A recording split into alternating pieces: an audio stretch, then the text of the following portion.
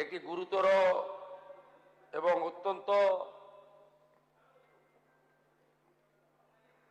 Alarming বিষয়ে আজকে সভা যখন মিলিত হয় তখন পয়েন্ট অফ অর্ডারের মাধ্যমে মাননীয় বিধায়ক নাগরাকাটা সম্মানীয় পুনা ভাংরা, মাননীয় বিধায়ক কালিয়াগঞ্জ উৎপল মহারাজ এবং অন্যান্য একাধিক বিধায়ক এখানে তুলে ধরেছেন নওদা বিধানসভার বিধায়ক মাননীয় হুমায়ুন কবিরের দুটি জায়গায় অত্যন্ত আপত্তিজনক সাম্প্রদায়িক এবং সমাজ এবং রাজ্যের পক্ষে ক্ষতিকারক বক্তব্যের উপরে আমার সঙ্গে পরিষদীয় মন্ত্রী ডক্টর শঙ্কর ঘোষ যোগাযোগ করেছিলেন। আমি তাকে আশ্বস্ত করেছিলাম যে মাননীয় অধ্যক্ষ মহোদয় অনুমতি দিলে আমি এই সংক্রান্ত একটি স্টেটমেন্ট হাউসে রাখব। প্রথমত, মাননীয় হুমায়ুন কবির যে বক্তব্য রেখেছেন এই বক্তব্য আপনাদের কাছে আমি পড়ে শোনাচ্ছি। 26/6/2026 afternoon Humayun Kabir MLA Nowda AC, তিনি একটি উনার পার্টির মিটিং কাশীপুরে রেজিনগরে করেছেন। সেখানে তিনি বলছেন এই যে অনামিকা ঘোষ সে ভোটে হেরে মনে করছে আমি এমএলএ, এখানে ভোটে হেরে বিজেপি মনে করছে আমি এমএলএ, এখানে এখন আস্ফালন করে বেড়াচ্ছে। তা আমি শুভেন্দু অধিকারীকে সেদিন বলেছি যে আপনি ভোটে জিতেছেন, আপনার দল জিতেছে, খুব ভালো কথা, কিন্তু মুর্শিদাবাদে আস্ফালনটা একটু কম করবেন। আমি যেদিন ময়দানে মুসলমানদের নিয়ে নেমে যাব না সেদিন এমন ছাটা ভাগা মার শুরু করবে যে আপনাদের পতাকা বহন করার লোক থাকবে না। কেস এরকম কেস আমাদের বহরমপুরে জেল খাটা আছে। 5000 লোককে আপনি বহরমপুর সেন্ট্রাল জেলের যা আয়তন তাতে 4700 বা 4800-র বেশি লোক ধরে না। লাখে লাখে লোককে রাস্তায় নিয়ে নামাবো আর সাটা ভাঙা মার দেব আর জেলে যাব। কদিন জেলে আটকে রাখতে পারবেন, কত খাওয়াতে পারবেন দেখব।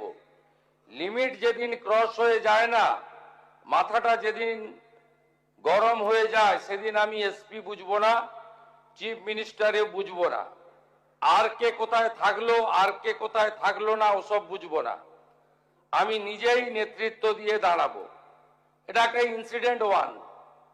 ইনসিডেন্ট 2, শক্তিপুরে দুয়ারা ঘাটে 8 তারিখে সেখানে উনি বলছেন ভোটের আগের দিন আমার নিজের ভাইপোকে অ্যারেস্ট করেছে এই ওসি। এই আমি তো ভাষা বলতে পারবো না, এই বাচ্চাকে আগে দেখব, তারপরে ভাষাটা আমি অমিট করছি। এই বাচ্চাকে এমন শিক্ষা দেব, এর বাবা 14 গোষ্ঠীর নাম ভুলিয়ে দেব। এ লালগোলাতে 500 মুসলমানের লাইফ শেষ করে দিয়ে এসেছে। সত্যভাবে বলবো, এই ওসিকে এখান থেকে সরানো শুধু না, একেবারে অকেজো পোস্টিং দিতে হবে। যদি না দেয় 10,000 লোক নিয়ে থানা ঘিরে একে কলার ধরে থানা থেকে বার করব, পারলে আমাকে রুখে নেবেন। এই দুটো ইনসিডেন্টের পরে আমার মনে হয়েছে যে এনাফি জানাব, সময় এসেছে এই ধরনের লোককে সবক শেখানোর। আপনাকে আমি পরিষ্কার বলছি, মমতা ব্যানার্জি মুখ্যমন্ত্রী নন। আপনি দুর্বল মুখ্যমন্ত্রী পেয়ে যা খুশি করেছেন, যা খুশি বলেছেন। আমি আপনাকে বলে গেলাম আমরা দুটো এফআইআর স্টার্ট করেছি। Rejinagar PS case number 219-226 dated 26/6/2026। Under section 152, 192, 196, 197, 224, 299, 351 within bracket 2, 352, 353 of the ভারতীয় ন্যায় সংহিতা। ইনসিডেন্ট নাম্বার 2 তেও আমরা শক্তিপুর পিএসএ 176/226 আরেকটা কেস ইস্যু করেছি। সেই কেসেও আমরা ভারতীয় ন্যায় সংহিতার সমস্ত সেকশন লাগিয়েছি এবং আমি আপনাদেরকে অ্যাসিওর করছি এত বড় ক্ষমতা আপনাকে কেউ দেয়নি। আপনি মুখে যেগুলো বলেছেন, আপনাকে আমি বলে গেলাম, আপনি কেন করছেন আমি জানি, আপনি কেন করছেন রাজনৈতিক কারণটা আমি জানি। আপনার এজেন্ডা 2 ছিল।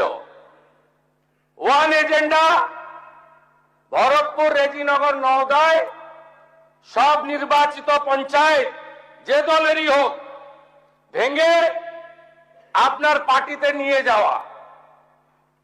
আপনি সেটা করতে পারছেন না। আর দ্বিতীয় হচ্ছে আপনি 2টো সিটে জিতেছেন, নিয়ম মেনে একটা রিজাইন করেছেন রেজিনগর। আগামী 2-3 মাসের মধ্যে উপনির্বাচন হবে, আপনি আপনার ছেলেকে জেতাতে চাইছেন। 72% মুসলিম আছে, মুসলিম ভোটকে কনসলিডেট করার জন্য আপনি এই খেলাটা খেলছেন। আপনি কান খুলে শুনে রাখুন, আপনাকে এইভাবে ধমক হুমকি বেপরোয়া লাগাম ছাড়া কথা বলতে দেব না, দেব না, দেব না। আপনাকে আমি শুধু 3টে উদাহরণ দিলাম। সন্দেশখালীতে একজন ছিল,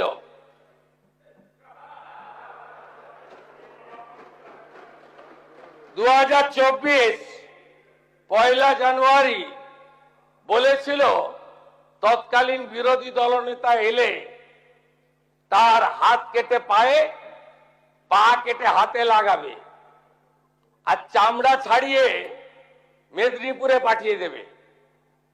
ওর অবস্থা কি হয়েছে সবাই দেখেছে। একই টোন ছিল। আরেকটা জীবনতলার গুন্ডা ক্যানিং ভারত, ওর অবস্থাও কি হয়েছে দেখতে পাচ্ছে সবাই। আরেকটা পুষ্পা ঝুঁকে গায়ে নেই, এমন ঝোঁকা ঝুঁকেছে খালি পায়ে, ছোট প্যান্ট পরে, কান ধরে উঠবস করতে করতে যাচ্ছে। আপনাকে আমি বলে গেলাম পুলিশ তার ব্যবস্থা নেবে।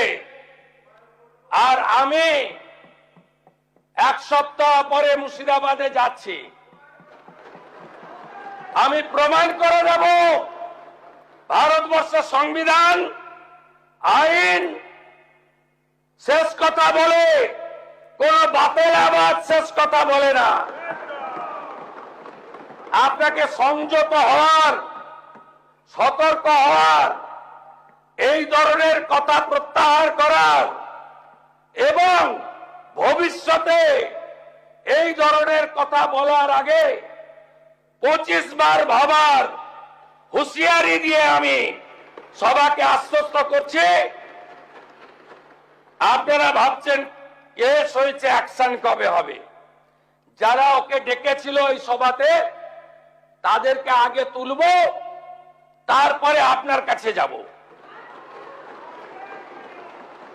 যা করার করব আমি আশ্বস্ত করছি আপনাদের।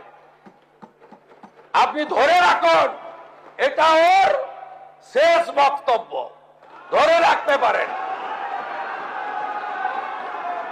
এই সরকার আইনের শাসন প্রতিষ্ঠা করবে, গুন্ডাদের শাসন সমাপ্ত করবে, নিশ্চিন্ত থাকুন। সবাই ভালো থাকবেন, ধন্যবাদ।